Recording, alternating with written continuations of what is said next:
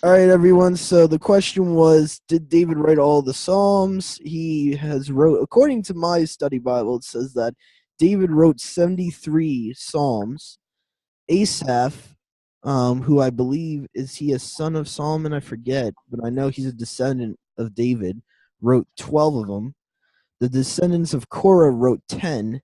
Solomon wrote 2. Haman with the descendants of Korah, Ethan, and Moses each wrote 1. Although 51 Psalms are anonymous, so 51 of them, we don't know who, the New Testament ascribes 2 of the anonymous Psalms, Psalms chapter 2 and 95, to David. See Acts chapter 4, verse 25, and Hebrews chapter 4, verse 7. So my study Bible actually has notes on the book of Psalms. So that would be your answer. And I find it interesting. Moses wrote one of them. So that's pretty interesting. Hallelujah. With that being said, we're going to start with chapter 1. I'll open up the reading. Ooh, I'm excited. I can't wait to go through this. There's so much to talk about. Huh? All right. Psalms chapter 1. Here we go. And I'm reading from the New Heart English Bible, the most set apart YHWH. So they put YHWH everywhere there is the Lord, or wherever the Tetragrammaton, the name of the Father, is supposed to be. I say Yahuwah. Most of the people in our group say Yahuwah. All right. Verse 1. Blessed is the man who doesn't walk in the counsel of the wicked, nor stand in the path of sinners, nor sit in the seat of scoffers. But his delight, his pleasure, is in the law of Yahuwah, the Torah of Yahuwah, the instructions of Yahuwah. And in his law, he meditates day and night. My goodness. I don't think that was done away with when Messiah died. He will be like a tree planted by streams of water. Man, that does not sound burdensome to me. That brings forth its fruit in its season, whose leaf also does not wither, and whatever he does shall prosper. Man, that does not sound like a curse, according to Galatians. Doesn't sound like a curse. Doesn't sound like a burden. Doesn't sound like a heavy yoke. It sounds actually very, very pleasurable and very good. It's prosperous. It's a blessing. It starts off with blessed is the man. It doesn't say cursed is the man. It doesn't say burdened is the man. Verse 4. But not so with the wicked. So we can conclude so far that a sinner and a scoffer and a wicked man is one who does the opposite of meditating and taking pleasure in the law of Yahuwah. Right? And I'm sure Brother Doug can break it down what the word iniquity and lawless is all over the New Testament. I'll save that for him. Verse 4, not so with the wicked. Not so. Instead, they are like the chaff, which the wind drives away from the surface of the ground. Therefore, the wicked shall not stand in the judgment. Okay.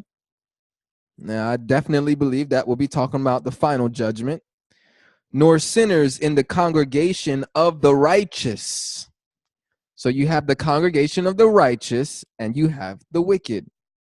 It's funny that in most of the English translations of the Bibles, they don't use the word church in the Old Testament. The word church is only in the New Testament. And the word church in the Greek New Testament is ecclesia. And the word ecclesia is actually found in our English dictionaries. It's an English word. There's a perfect transliteration for it. It's ecclesia. Yeah, we got to charge that.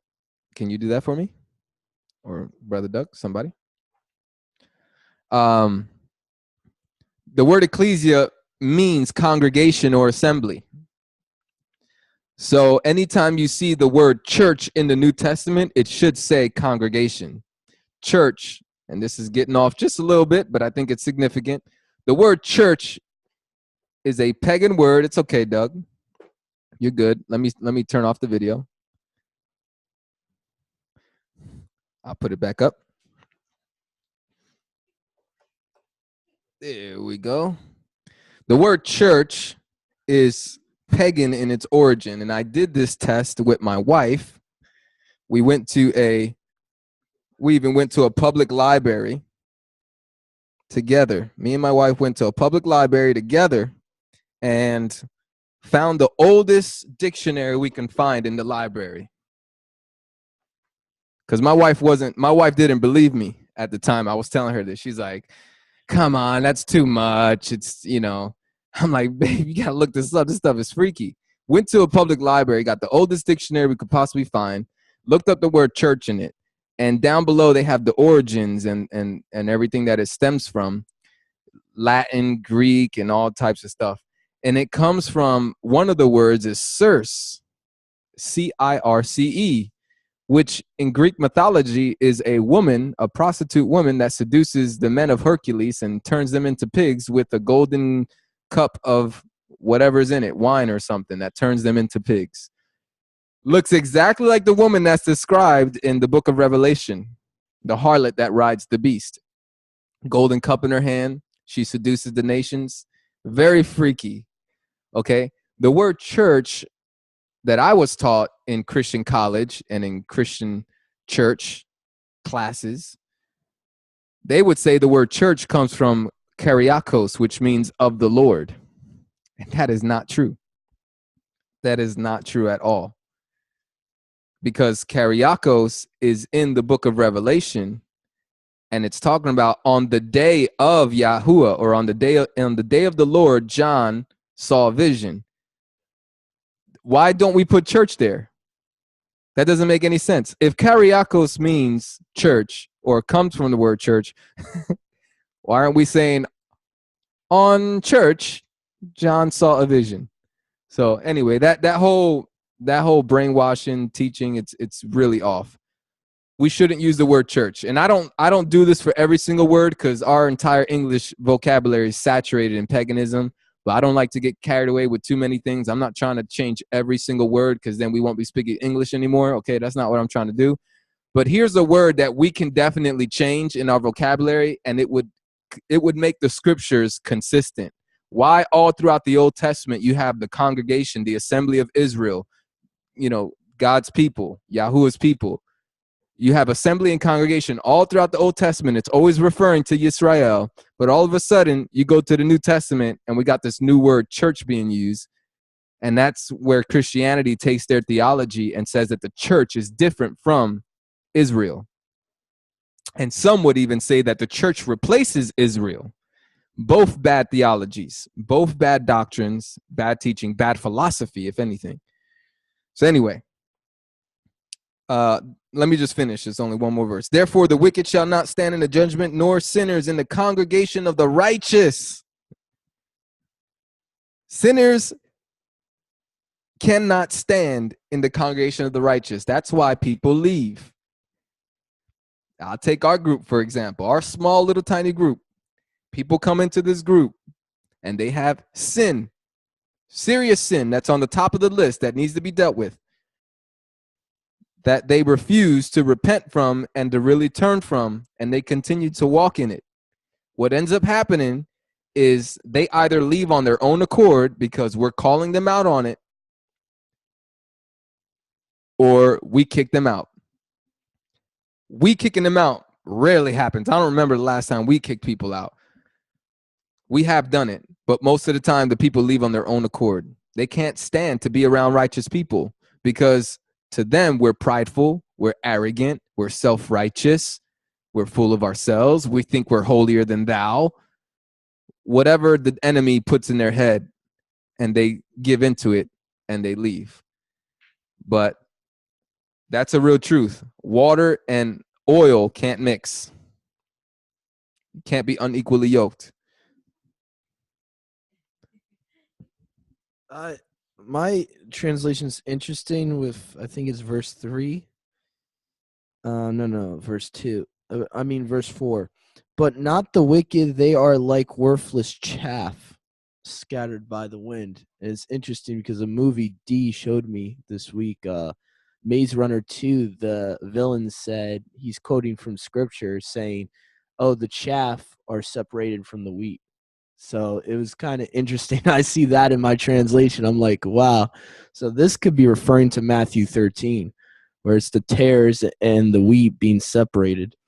And that just kind of shot it out at me when Yahusha's using the parable of the sower. So that kind of jumped out at me at verse 4. So that, and also I wanted to say, if you can't get, like, say you wanted to show someone about Cirque, what Brother D was talking about, you can go on Encyclopedia Britannica, has the same thing. All you have to do is look up Cirque, and it will give you a huge paragraph of what Cirque is and her etymology, and that she's a Greek goddess, daughter of the sun god, and all that mess. So if you can't get your hands on what Brother D was talking about, one of the older dictionaries, the Encyclopedia Britannica is a really good source. So I just wanted to say that. You know, I think it's interesting going into the word church for a second is in regards to what she does. Now, I use the word church because I'm literally trying to say what the church is. That's like, so when I say it, I don't mention it in regards to the people of Yahuwah. When I say church, I'm actually talking about like the circus, the false bride. And it's interesting because in the same way that she turns people into pigs, right? Something unclean is the same way a lot of the false doctrines within church do. They make something that's, supposed to be clean, unclean, and supposed to think, huh, what happened?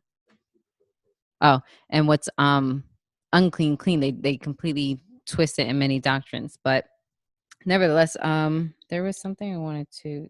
He said so much, and I was trying to like remember all of it, but nevertheless, there were some scriptures I did want to bring out in regards to what was repeated in here. And in Jeremiah or Yirmiyahu 17 verses 7, actually I'm going to start at 5. So Yirmiyahu 17 starting at 5 to 8, it resembles Psalms 1 where it says, "Thus says Yahuwah, cursed be the man that trusts in man and makes flesh his arm, and whose heart departs from Yahuwah. For he shall be like the juniper in the desert, and shall not see when good comes, but shall inhabit the parched places in the wilderness, salt land, and not inhabit it."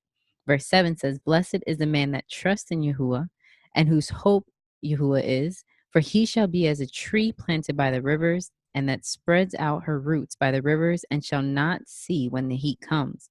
But her leaf shall be green, and shall not be careful in the year of drought, neither shall cease from yielding fruit." And then another one was in Joshua 1:17. Read verse, I'm sorry? 17, verse 17 of 15, right? You're in chapter 15. I'm in chapter 17. Read chapter 15, verse 7. And he wants me to read chapter 15, verse 17. And it says, "I sat not in the assembly of mockers, nor rejoice. I sat alone because of your hand, for you have filled me with indignation." Nice. I'm going to have to write that one down, so please keep that in memory.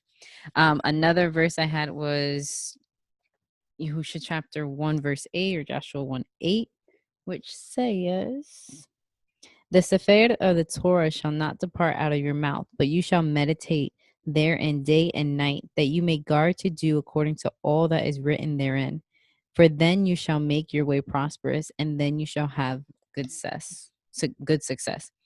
So I just wanted to bring out those verses, but also something I'm going to go backwards with the thing with the church. When I left, the part that I started questioning is how can those who are not walking in Yahuwah sit with those who are and get the same teaching?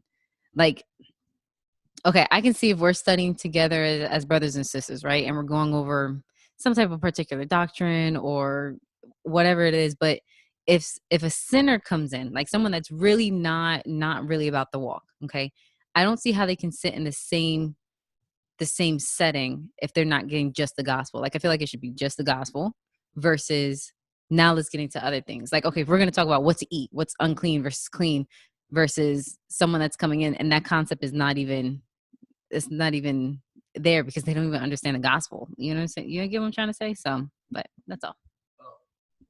And what I find interesting too is one of the translations I love to use with this argument, the Tyndale Bible. William Tyndale never, ever, ever used circ, the word circ, for assembly. Let me read something from Ephesians. This is the Tyndale translation. Never used church for the assembly. He actually, surprisingly, only used circe or church when referring to a pagan temple. So the Tyndale translation of Ephesians chapter 5, verse 25. Husbands, love your wives, even as Messiah loved the congregation and gave himself for it.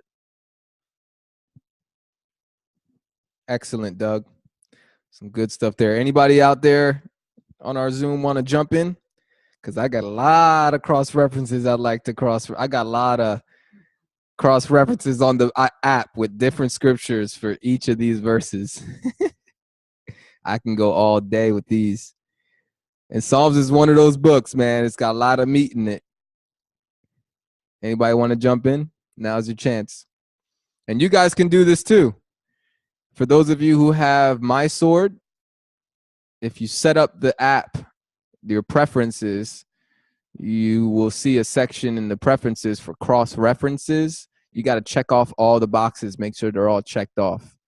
Bible verses, check off all the boxes, and you'll have numbers next to each verse, and it will, sometimes it might be off. Very rare is it off, but most of the time they're on. They do connect with related scriptures.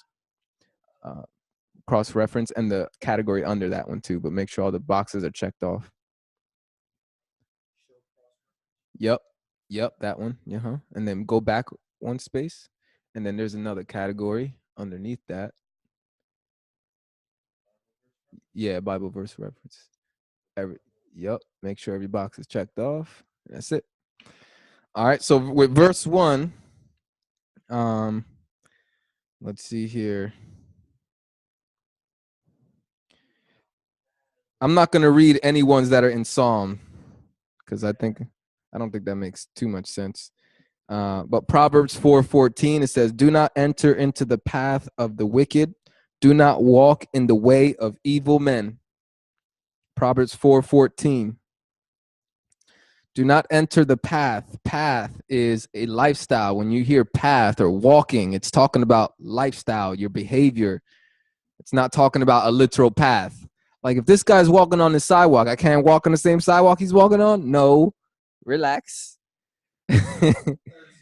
Yeah. But do not walk in the way of evil men. So don't copy their lifestyles. Jeremiah 15:17. We read that one already. Proverbs 26:4. I have not sat with deceitful men, neither will I go in with hypocrites. Okay. Bars, go-go's, clubs. Well, I mean, we can go all day. There's secular concerts, and it can go a little deeper than that, but those are like common sense things, that if you have a new believer, somebody new to the faith, and they're doing these things, this is something we might want to make sure they get off of their list. You got to stop going to these places. Sexual immorality, idolatry, sorcery with drugs, got to get out of that. Absolutely, 100%. I was gonna say, as you're going through these scriptures in regards to, how not to walk in the path of the sinful or the sit in the seat of mockers. How do we know that? And it gives it to us in verse 10, but it says, "But his delight is in the Torah of Yahuwah, and in his Torah he meditates day and night."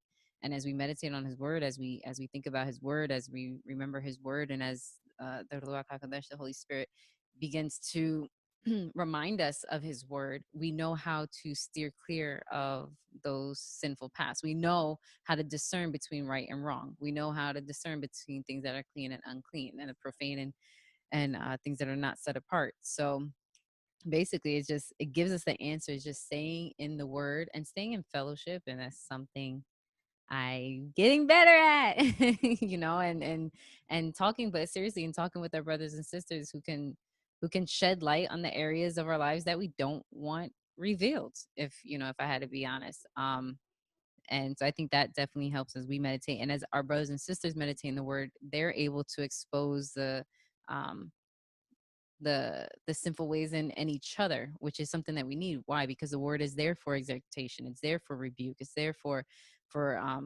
showing us what we actually really look like. And what is the verse where it talks about you can't take out a splinter in someone else's eye if you don't take out the plank in your eye first. Is it Matthew 7? It's between Matthew 5, 6, and 7. Matthew 7 is Matthew 7. And thank you. So, and it's basically saying, as we get in the word, as we start showing ourselves approved, then we're able to actually rightly correct someone else's actions. And that's what we need of each other. And that's what we get by when we meditate on the word. All right, anybody want to jump in yet? Because I got a whole list of cross references. I just found how you get those. Thank you. You got it? Cool. Awesome. So I'm on another cross reference for verse 1. I'm going through the one that has 6. So I did Proverbs 1:10. Proverbs 1. You sure? All right. Thank you very much. Oh, yeah. I hit a different number. Yep. So this is a new list. Okay. Proverbs 1:10 says, "My son, if sinners entice you, do not consent." So we're not guilty if somebody tempts us or entices us. That's not our sin. It's not our fault. But when we give into it, we're 100% responsible, regardless of the justification. Proverbs 1:15, "My son, do not walk in the way with them. Keep your foot from their path." This is all the same topic. The Messiah didn't come to die away to do away with the law so that these principles don't apply anymore. That's a lie that Christianity teaches. Proverbs chapter 4, verse 14 to 15. "Do not enter into the path of the wicked. Do not walk in the way of evil men. Avoid it. Do not pass by it. Turn from it and pass on." Brother D. Yes, sir. What was that last one you just read? I didn't hear it. They said the Christians. Yep, Proverbs 1:15. "Do not walk in the way of them. Keep your foot from their path." And then Proverbs chapter 4, verse 14 to 15. "Do not enter into the path of the wicked. Do not walk in the way of evil men. Avoid it and do not pass by it. Turn from it." Like, don't even go near it. That's what I'm getting from that. We got some Brit Hadashah scriptures here. Shaul. 1 Corinthians chapter 15, verse 33. "Do not be deceived. Evil companionship corrupts good morale." Or good character, King James will say, and I don't know what any other versions say, but good manners. All right. Basically, bad company will corrupt. Okay. I would like to say if you're outnumbered. Vice versa, if we can get a sinner to hang out with righteous people, I would think that the righteousness would flow onto the wicked person. That's a natural thing. But usually the righteous ones are the ones that are outnumbered. In our jobs, we're outnumbered. If they ask us to go out to eat for lunch, we're outnumbered. We're surrounded by filthy talk, and we can do our best to be a light, but that kind of, lunchtime at work, you can't drag that into outside of work time and start hanging out with these guys after work and in the evening. It's just not the atmosphere for us to be around. It'll definitely bring corruption. So let's see here. That was 1 Corinthians Yep. Thank you very much. Ephesians 5:11. Doug was reading Ephesians 5 earlier. It says, have no fellowship with the unfruitful works of darkness, but rather even reprove them. Ooh. My translation says expose them. Oh, man. How do we expose without knowing? How do we expose anything if we don't know it's there? How do we expose anything if we don't study about it and understand that it's bad? So we got to spend some time studying these things. They might be stressful. I know it came up, on Messenger this week that we should kind of ignore evils and focus on good only. And then the context of it, the sister was saying it was basically about overwhelming yourself with watching like bad news, the news media, and just all bad stuff. That is gonna be stressful, and it is gonna cause stress. But there's other people out there that do believe we shouldn't focus on evil at all. If people are doing wickedness, let them do wickedness. Don't talk about it. Don't watch it. Don't tell anyone. We can't live like that, because then we're not doing our job of, number one, rebuking and correcting. And then our job is to warn our other brothers and sisters of this evil. So that's our duty. That's our job. We're here to protect one another. Okay. This guy probably won't affect you, but he's going to affect 10, 20, 50 different souls, different lives. And if you sit back and say nothing when you had an opportunity to, or let's say you have contact with the 50 souls that he has contacts with, but you didn't tell those 50 souls about this guy. And if those 50 souls get corrupted and you knew this man was corrupted, you get a little blood on your hands there because you didn't say anything. So, yeah. Anybody else want to say anything else? I want to pose a question. Oh, go ahead. Go ahead, Sam. Can they unmute themselves? Yeah. You can unmute. Yeah, it's something I wanted to mention even earlier, but I wasn't at liberty to speak about it. I wasn't alone at the house, but something that happened on Wednesday was my mom's birthday, and I went over to my cousins in Brooklyn, and I started talking. I'm not sure how it started exactly, but the topic came to, I started mentioning how the church is, just basically corrupted the Bible, the word, and how the Vatican is the head and all this. And my cousin, she jumps in out of nowhere saying, I don't think that's right. I don't think you should like say like this belief or that belief is wrong. I think everyone should just respect everyone's beliefs and all this. And I'm like, I don't know. That was so tough for me because I felt like she was just trying to be contentious just for the sake of being contentious. But like, I'm like, oh man. And then my stepfather was saying the same thing. Like when she said something, he echoed the same thing. And then my mom in the background. So I was like, oh man, this is wicked. This is not good, Brother Sam, I can give an answer if someone says that to you again. I respect their belief to be wrong. I'll respect their belief. They want to believe that, fine, but they're believing a lie. Right. Respect it. It's still not the truth. Right. Just be honest about it. Just because you believe something doesn't mean it's true. A lot of people have different beliefs. Doesn't mean it's the truth. Doesn't mean it's scriptural. Right. So I would say, yeah, I do respect their beliefs, but they're wrong. Mm-hmm. So I just started working in a union job doing insulation, right?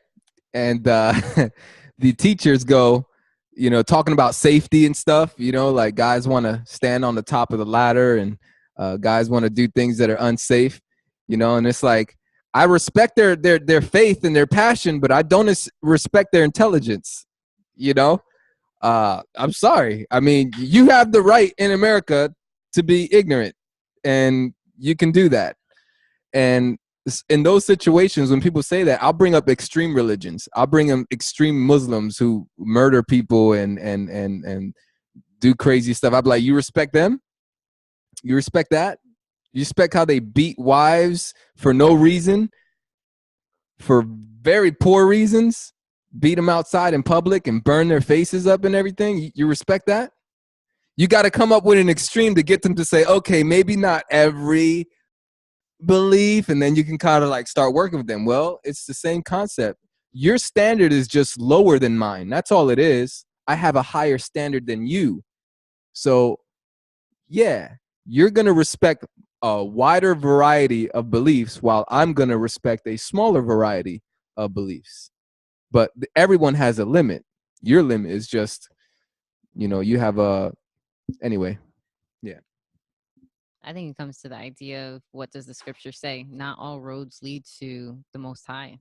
It just doesn't, And I know that there are quote unquote believers who even question that. Those who say that they believe in the word, but then, and it's like what's the phrase? It's not tongue in cheek. It's like you have like two different. I'm sorry, I'm like not used to the mic, but basically it's like you say one thing and then you say something else out of your mouth as well. Like, yeah, I believe in this. Yeah, basically double-minded, unstable in all their ways, and kind of get Contradiction. They contradict what they say. I believe in the scriptures, but these people that have their beliefs, whether it's Hinduism, whatever it is, that's the way they want to follow their God. It's like, okay, you either believe this for what it says, that there is one true Yahuwah, and he is very jealous. His name is jealous, or you don't. But you can't be flipsy flopsy on that, And I think when it comes to those, depending upon where they are in regards to the word, it's saying, well, let's look at what the word says, because all roads do not lead to the Father. If you are not coming through the Messiah, you're not going to the Father. I mean, if you're denying him, you're denying the Father, and that's what it comes down to. Now, does it not feel good to our flesh because there's billions of people? Yes, but there's going to be a remnant, and that's also what the word says, so, but that's all.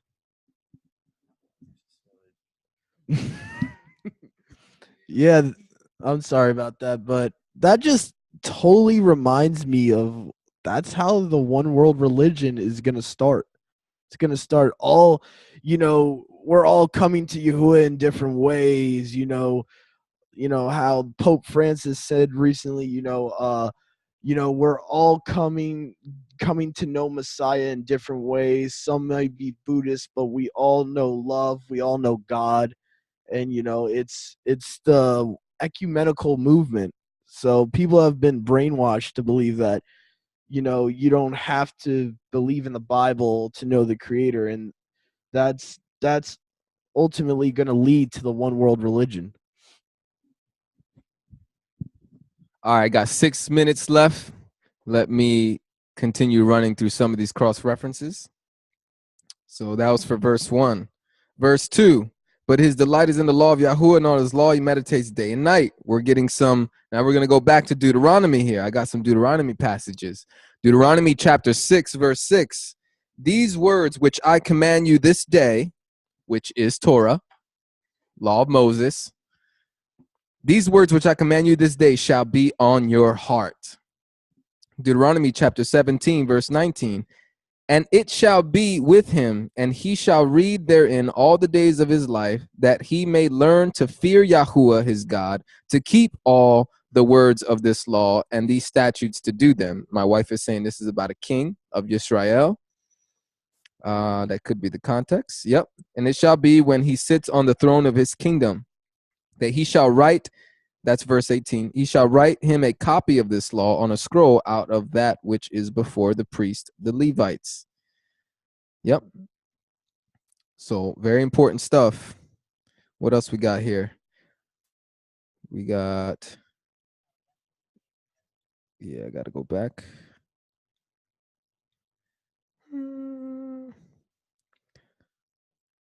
Joshua 1:8, it says, this book of the law shall not depart out of your mouth, but you shall meditate on it day and night, that you may observe to do according to all that is written therein. It says the book of the law, not just the 10 commandments. There's a theology and teachings out there that people think just the 10 commandments are what we need to believe. That is not true. Which one was that?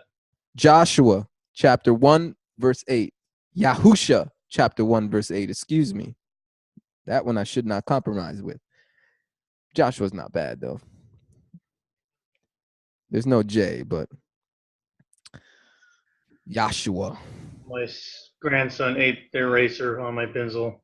Yeah. This book of the law shall not depart out of your mouth. You shall meditate on it day and night, that you may observe to do according to all that is written therein. For then you shall make your way prosperous, and then you shall have good success. Wow, that's not a burden. Doesn't sound bad to me. Verse 3. Let's see how much time we got. 3 minutes. About 4 minutes. All right. Verse 3. Cross references for verse 3 of Psalms chapter 1. I got Jeremiah 17:8. I think we read that. Milo read those. Proverbs 11:28. He who trusts in his riches will fall, but the righteous shall flourish as the green leaf. Now, again, righteous according to the Old Testament is a concept of people who are obedient to the law of Yahuwah. There's no other way around that. So there's no way that the word righteous changes in the New Testament. Let's see here. Verse 4. Okay. Can I keep going until you get it? All right, verse 5. Got some cross references. Verse 4, I got some cross references. Job 21:18. We just finished reading Job. How often is it that they are as stubble before the wind, as chaff that the storm carries away? Talking about the wicked. Psalms 35, we'll get there. Isaiah 17, verse 13. The nations will rush like the rushing of many waters, but he will rebuke them, and they will flee far off, and will be chased like the chaff of the mountains before the wind, and like the whirling dust before the storm. Okay.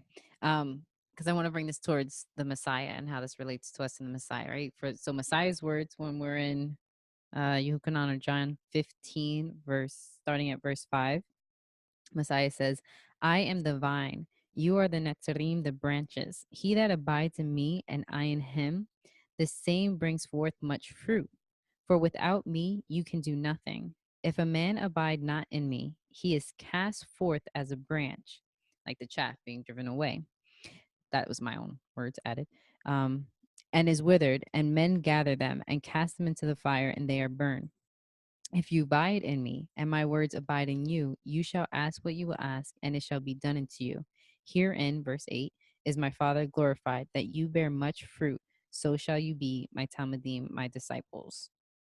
And then it goes on. But just in regards to, as we meditate on the word, we know that, Messiah is the word. He's the life. He's the branch. And when we're meditating on this, we're meditating on the Father. We're meditating on his heart. We're meditating on his desires. And that's how our heart's desires begin to change. Like I think in Jeremiah in 17, it talks about how the heart is the most deceitful thing. And then I think about that and I'm like, okay, because people say, well, trust in your heart, and it'll lead you. And that's only true as we really dive into the word, as we really dive into prayer, as we dive into fellowship, because then our heart's desires begin to change towards our Father's will. But we can't just trust in our own self, because it is deceitful. But if we're standing in correction and we're standing on the narrow path and it gets narrower and narrower and narrower, then we can start saying, oh, my gut feeling, my heart says something different. I shouldn't be doing this. Why? Because we're aligning ourselves with our Father's will, with Yahuwah's will. All right, we're going to end it there because our time pretty much is up. So we'll end this meeting and come back in. That was Psalms chapter 1.